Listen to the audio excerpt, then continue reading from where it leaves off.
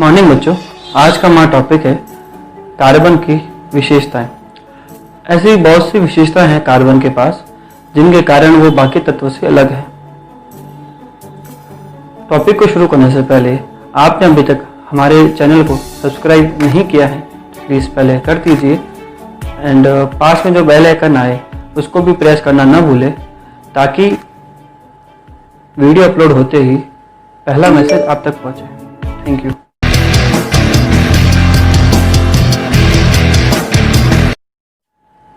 प्राचीन काल से ही मानव लगातार तत्वों की खोज कर रहा है। पहले जो तत्व जैसा दिखता था, जैसे रंग रूप होता था, उसी अनुसार उसका नाम रखते थे।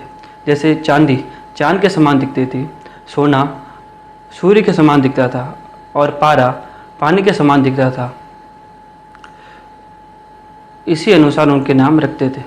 लेकिन जैसे जैसे समय बढ़ता गया वैसे वैसे तत्वों की संख्या भी बढ़ती गई। अब इतने सारे तत्व और उनके असंख्यक यौगिक का अध्ययन करना कठिन हो गया था। लेकिन आप जानते हैं कि विज्ञान में कठिनाई लंबे समय तक नहीं रहती। इन सभी कठिनाई को दूर करने के लिए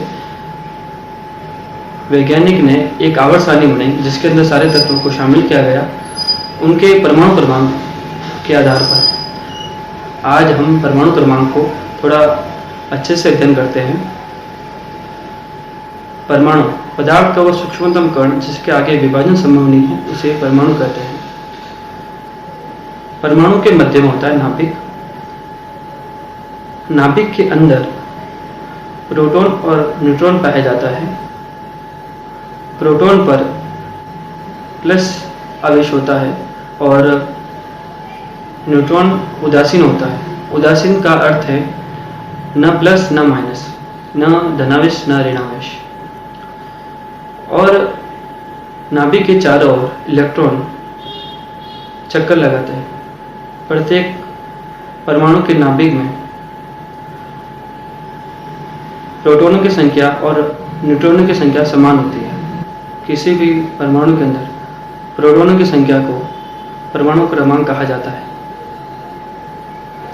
और यहाँ नोट करने वाली बात यह है कि किसी भी उदासीन परमाणु के अंदर जितने प्रोटॉनों की संख्या होगी उतने ही इलेक्ट्रॉन की संख्या होगी। इन शॉर्ट, जितना परमाणु क्रमांक होगा उतना ही परमाणु के अंदर प्रोटॉनों की संख्या होगी, न्यूट्रॉनों की संख्या होगी और इलेक्ट्रॉन की संख्या होगी। इसको हम एक एग्जाम्पल समझते हैं। जैसे कार्बन आवर्त सारणी में 6 नंबर पर आता है तो इसका परमाणु क्रमांक हुआ 6। इसका अर्थ ये हुआ कि इसमें प्रोटॉनों की संख्या 6 और न्यूट्रॉनों की संख्या भी 6 और इलेक्ट्रॉन की संख्या भी 6।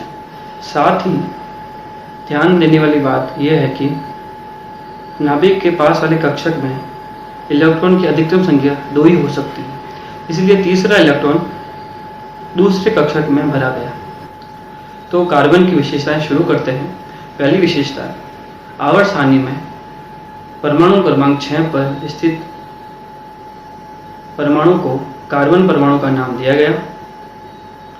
इसका प्रतीक C से है, C for carbon. And second विशेषता यह है कि कार्बन का इलेक्ट्रॉन विन्यास 1s2 2s2 2p2 होता है।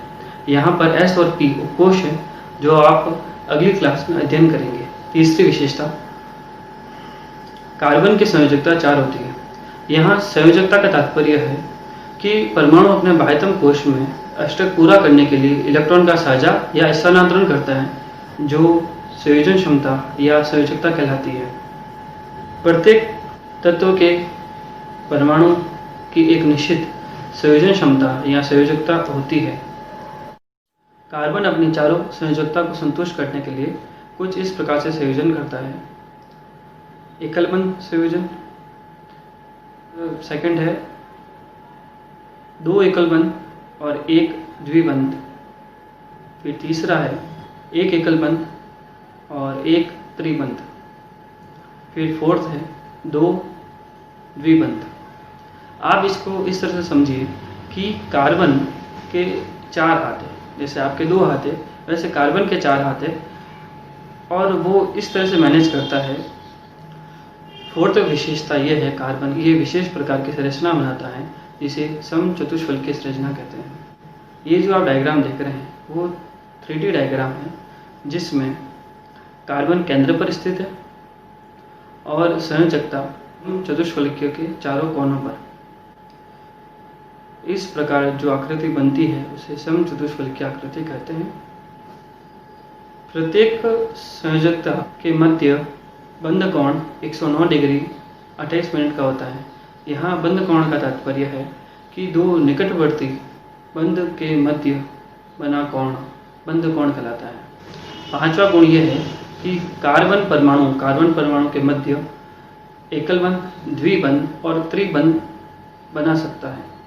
और छठी विशेषता यह है, कार्बन परमाणु में विशेष गुण पाया जाता है जो कि कार्बन परमाणु के मध्य अशाखित, शाखित और चक्रीय संरचना बना सकता है।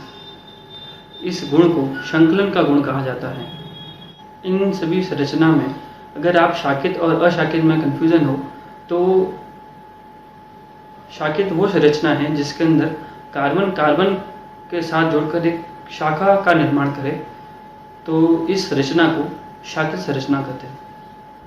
सातवां और आखिरी कार्बन की विशेषता है कि कार्बन परमाणु की विद्युत ऋणता हाइड्रोजन परमाणु की विद्युत ऋणता के लगभग समान होने के कारण वह इलेक्ट्रॉन की साझेदारी करता है और सहसंयोजक बंध का निर्माण करता है, जिसे हाइड्रोकार्बन कहते हैं। यहाँ पर एक शब्द आया है विद्युत ऋणता, वो हम आगे वाले चैप्टर में समझेंगे।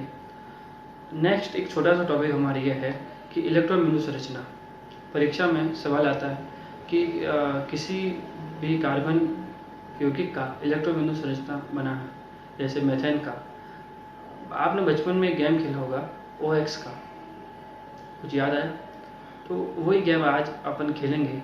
वो जो आप गेम खेलते थे उसके अंदर 2 जने गेम खेलते थे और कोई एक जना संकेत रखता था O का और दूसरा जना अपना सिंबल रखता था X का।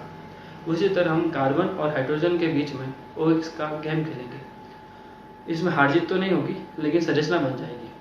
जैसे अपने पास मेथेन है, मेथेन जिसमें एक ही कार्बन हो और 4 हाइड्रोजन हो। तो अब अगर कार्बन का संकेत हम O से लेकर चले तो कुछ इस तरह से बन जाएगा। फिर अपन लेके चलेंगे हाइड्रोजन का, और हाइड्रोजन की संरचना कुछ इस प्रकार से बन जाएगी। बस यही है इलेक्ट्रॉन बिंदु संरचना। और इसको आप ध्यान से समझना चाहो, जैसे आप मानचित्र देखते थे, उस मानचित्र में अलग अलग संकेत होते थे, नीचे संकेत लिखे हुए होते हैं कि इस प्रकार का जो शेप है वो पहाड़ को दर्शाता है, इस प्रकार का जो शेप है वो पानी को दर्शाता है। उसी तरह से अपन ये इलेक्ट्रॉन बिंदु संरचना करते हैं कि कार्बन का एक पर्टिकुलर शेप फिक्स कर देते हैं कि कार्बन का ये शेप है और हाइड्रोजन का ये शेप है। अगर ये शेप हो तो संरचना कैसे बनती है, तो इसी को इलेक्ट्रॉन बिंदु संरचना अपन समझने के लिए समझ सकते हैं। Thank you. आपको ये वीडियो कैसा लगा कमेंट करके बताइए, और कोई भी डाउट हो तो आप इस नंबर पर मुझे व्हाट्सएप मैसेज या व्हाट्सएप कॉल कर सकते हैं। वीडियो को लाइक करना ना भूलें। Thank you.